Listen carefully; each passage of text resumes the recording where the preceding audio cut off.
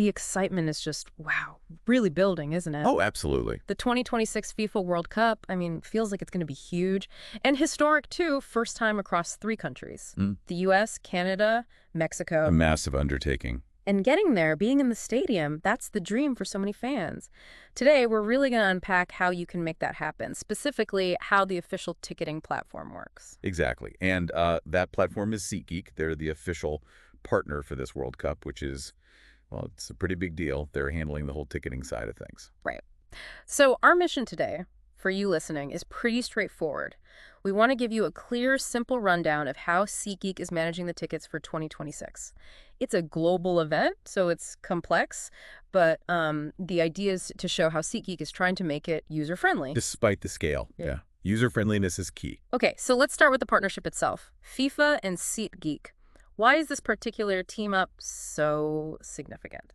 Well, it really signals the level of trust FIFA has in SeatGeek's capabilities. This isn't just, slapping a logo on something. Bro. It's an official designation. SeatGeek plays a crucial role in the whole fan journey. It shows they're both committed, FIFA and SeatGeek, to a high-quality experience from the moment you even think about buying a ticket. Right through to actually getting scanned at the gate. Precisely. So it's definitely more than just like processing payments. There are some core ideas behind this agreement. Absolutely. The whole partnership is built on a few key pillars, things like transparent pricing so you know what you're actually paying. No hidden fees, hopefully. That's the goal. Yeah. Also, secure transactions, obviously critical, and a really big focus on preventing fraud. You can imagine with an event this popular, fraud is a major concern. Yeah, definitely. Now, SeatGeek, they're not exactly new to this sort of thing, are they? They've handled big events before. No, not at all. They have a pretty solid track record. Major sports, big concerts, festivals, they've been in the thick of it. So that experience must count for something here. A lot, I'd say.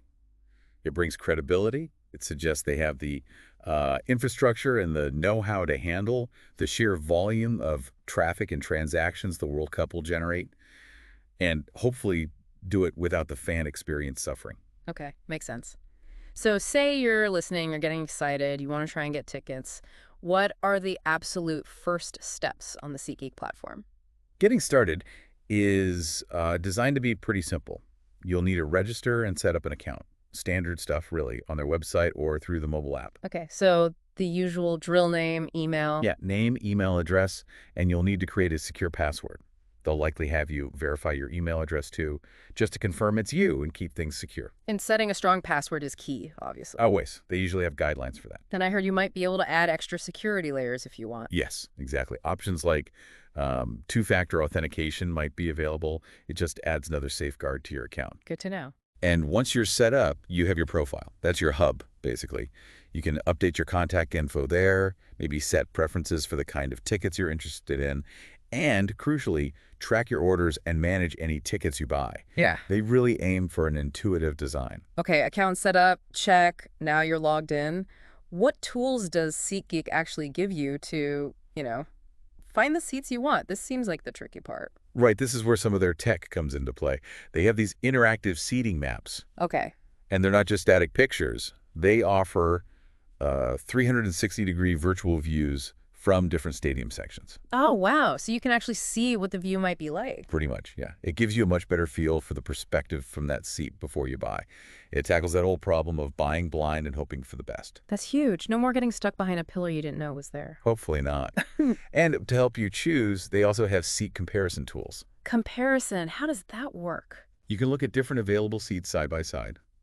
Compare them based on, say, price, that virtual view we just mentioned, maybe how close they are to the pitch. Yeah. It helps you weigh up the pros and cons. So it really puts the decision-making power in your hands then. That's the idea.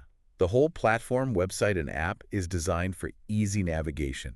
And if you know exactly which match you want tickets for, the search function is built to be pretty powerful and easy to use.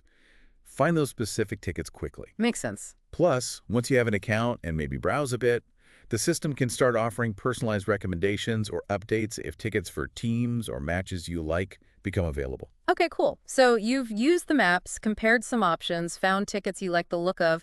Let's talk about the tickets themselves. What different kinds are there? And the big question, what about prices? Yeah, the price question. So you'll typically find standard options, Individual match tickets are the most common just for one specific game. But there might also be package deals. Yeah. If you want to attend several matches, maybe follow a specific team through the group stage or something like that. And I assume the cost really changes depending on which match it is. Absolutely. Tickets get categorized by the stage of the tournament. You've got the group stage matches first. Which are usually the most numerous. Exactly. Then it progresses. Round of 16, quarterfinals, semifinals, and of course the final itself. And the prices climb as you go deeper into the tournament. Generally, yes. Group stage games tend to be the most affordable. As the stakes get higher in the knockout rounds, the demand increases, and so do the prices. The final, naturally, will command the highest prices. Prestige, huge demand. Okay, so budgeting is important. Can you give us any ballpark figures? Like, what should people expect, roughly? It's always tricky because things can fluctuate, but for group stage games, you might see tickets starting somewhere in the, say, $50 range, maybe a bit more, depending on the specific teams and venue. Okay, that's a starting point. But as you get into those later stages, especially for good seats at the final, prices could easily go north of $1,000, maybe significantly more for premium categories. Wow. But, linking back to what we said earlier, SeatGeek's commitment is to transparent pricing. So the price you see should be the price you pay, including fees, displayed up front. That transparency is definitely needed with those kinds of potential numbers. Which brings us back to security. High demand, high prices. Potential for fakes must be a worry. How does SeatGeek tackle fraud? It's a massive priority for them, as you'd expect. They use what they call a multi-layered approach. Okay. A big part of that is their ticket authentication technology. It's pretty sophisticated stuff designed to verify that tickets being listed or sold are actually legitimate. So it's more complex than just looking at a ticket or scanning a simple barcode. Oh yeah, much more. They use digital verification methods.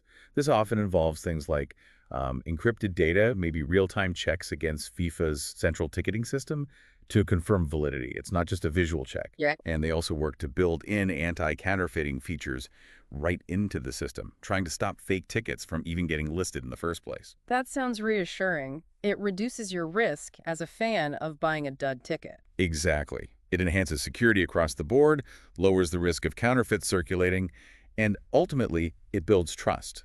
You need to trust the platform when you're spending significant money. Absolutely. Now, lots of people manage everything on their phones these days.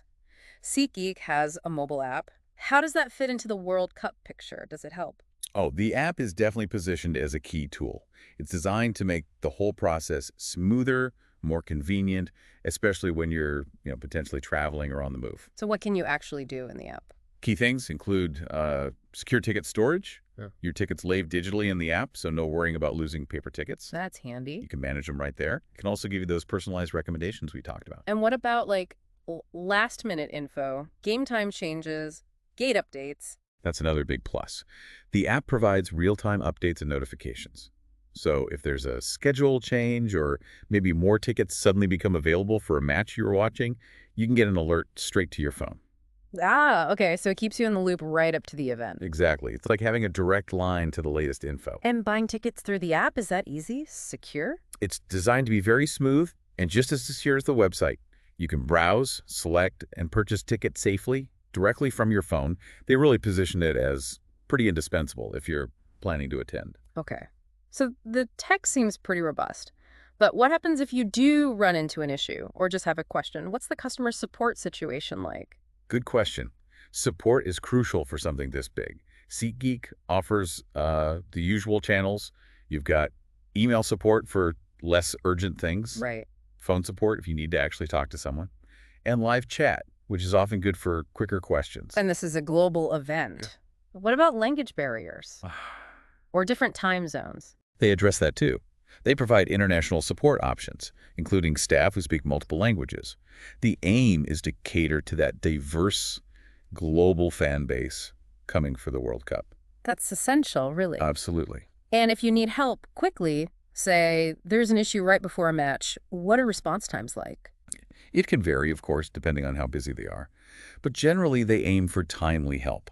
Live chat is usually the fastest route for those urgent problems, often providing, near real-time assistance. Okay, good to know there are options.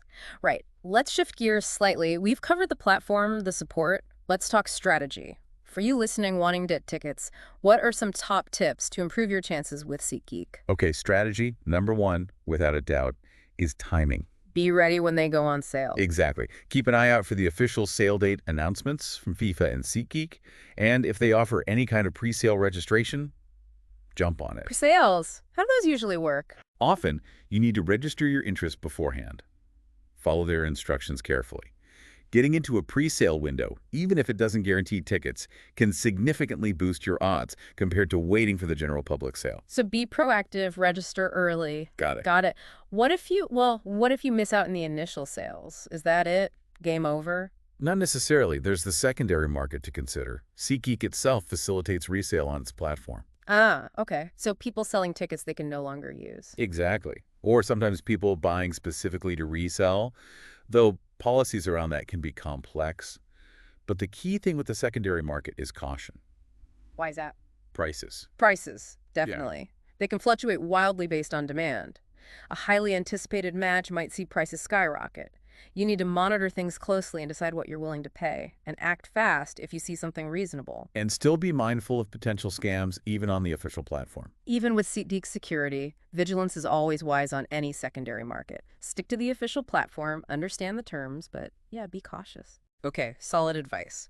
So just to wrap things up then, it really sounds like SeatGeek's role here is to try and streamline what could be a very daunting process getting tickets to a massive global event. That's the core mission, yeah. Yeah. Make it as user-friendly and secure as possible using their interface, those interactive maps we discussed, which are really quite cool, Yeah, they sound great. and all the security layers underneath. It's about connecting you, the fan, to the actual World Cup experience. And creating a ticket buying journey that feels, well, seamless. Or as close to seamless as you can get for something this big. Exactly. From the initial search right through to having that digital ticket on your phone via the app, the goal is minimal hassle for you.